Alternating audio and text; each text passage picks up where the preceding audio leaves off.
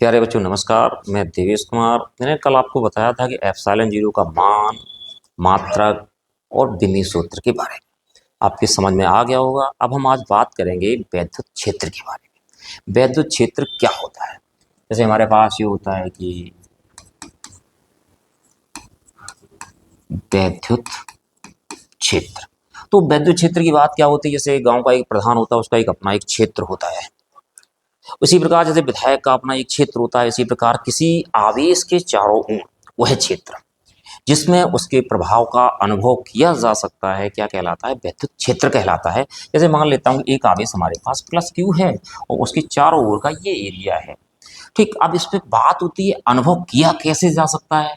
जैसे मान लूँ कि आपको बताया गया जो सजातीय आवेश होते हैं वो क्या करते हैं, एक दूसरे को प्रतिकर्षित करते हैं, और जो विपरीत आवेश होते हैं वो एक दूसरे को आकर्षित करते हैं। अगर सपोज दैट यहाँ पे कोई चार्ज माइनस क्यू है तो ये क्या करेंगे, एक दूसरे को आकर्षित करेंगे। तो इनमें एक दूसरे का प्रभाव दिख रहा है।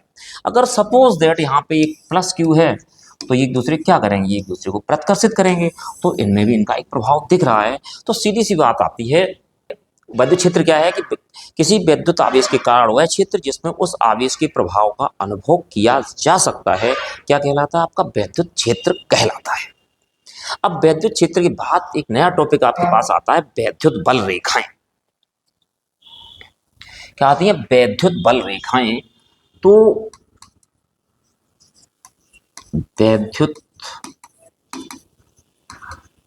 बल रेखाएं, तो वैद्युत बल रेखाओं में क्या होता है कि वैद्युत बल रेखाओं की परिभाषा होती है कि वैद्युत बल रेखाएं वे काल्पनिक वक्र हैं जिनके किसी बिंदु से खींची गई स्पर्श रेखा उस बिंदु पर स्थित धन आवेश पर लगने वाले बल की दिशा को प्रदर्शित करती है। या फिर दूसरी परिभाषा आपकी ये होती है कि वैद्युत क्षेत्र में स्वतंत्रता पूर्वक छोड़ा गया धन परीक्षण आवेश जिस मार्ग का अनुसरण करता है वह मार्ग आपका कहलाता है वैद्युत बल रेखा।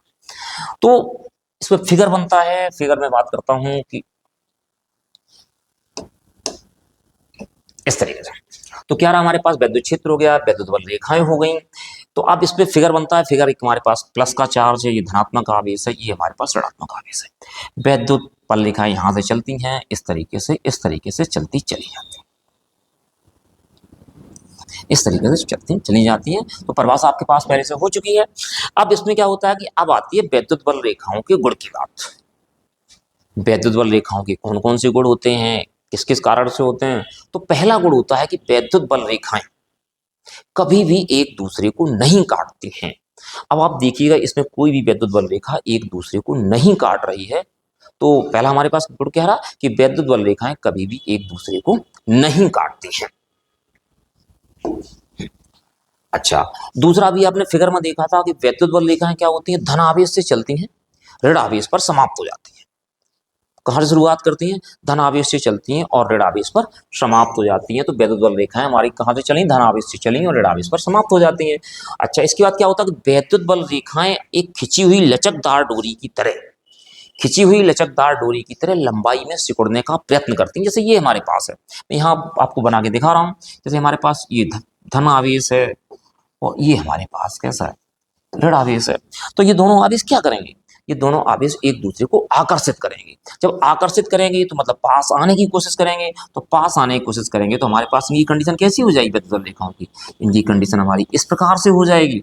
तो इससे स्पष्ट हो जाता है कि वैद्युत बल रेखाएं क्या करती हैं, अपनी एक लचकदार डोरी की तरह लंबाई में सिकुड़ने का क्या करती हैं, प्रयत्न करती हैं। अगला क्या होता है कि वैद्युत बल रेखाएं अपनी लंबाई की लंबवत दिशा में एक दूसरे से दूर हटने का प्रयत्न करती है। अपनी लंबाई की लंबवत दिशा में, ये हमारी उनकी लंबाई है, ये क्या है, इसकी लंबवत दिशा है। तो लंबाई की लंबवत दिशा में एक दूसरे से दूर हटने का प्रयत्न करती हैं। अब आपके दिमाग में प्रश्न आ रहा होगा कि ऐसा क्यों है कि वैद्युत बल रेखाएं एक दूसरे को क्यों नहीं काटती? अगर सपोज दैट एक वैद्युत बल रेखा